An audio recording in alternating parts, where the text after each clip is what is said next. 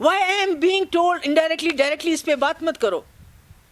पहले भी बोलते थे, अब भी बोलते हैं कि आपके निकलने के बाद यहाँ जी लोगों ने बात करना शुरू कर दिया, आप प्रोवोक करती हो लोगों को बात करने के लिए. So the only thing they are trying to do is that they want to, want to get to me.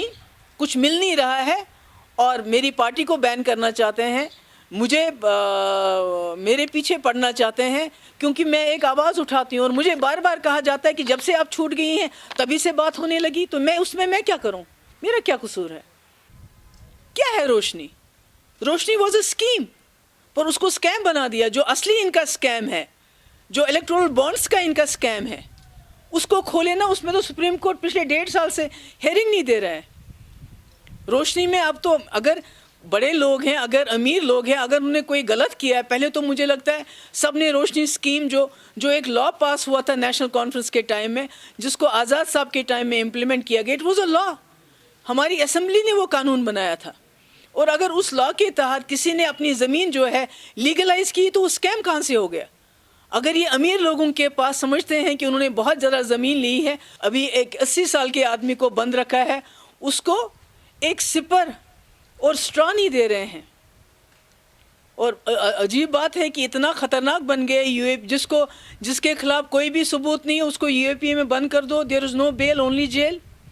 और सबसे बड़ी अफसोस की बात यह है कि डिटेन करने के बाद जो इलेक्शन कमीशन है यहाँ, और जो उससे भी बड़े यहाँ जो ओहदेदार बैठे हुए, उन्होंने कहा कि हमने किसी को डिटेन नहीं किया. तो इससे अंदाज़ा होता है कि जम्मू कश्मीर में इस वक्त क्या हो रहा है, कि what is fiction and what is the reality. Fiction को रियलिटी की तरह पेश किया जाता है और जो रियलिटी है वो किसी को दिखाई नहीं जाती है. तो मेरा ये कहने का मकसद है कि जब से हमने डीडीसी इलेक्शन में पार्टिसिपेट करने का फ़ैसला किया, तब से जो पहले यहाँ जम्मू कश्मीर में पिछले 1-1.5 साल से जो ज़्यादतियाँ हो रही थी, रिप्रेशन हो रहा था, उसको और भी ज़्यादा बढ़ाया गया, उसकी एक डिग्री और उसको ऊपर लिया गया.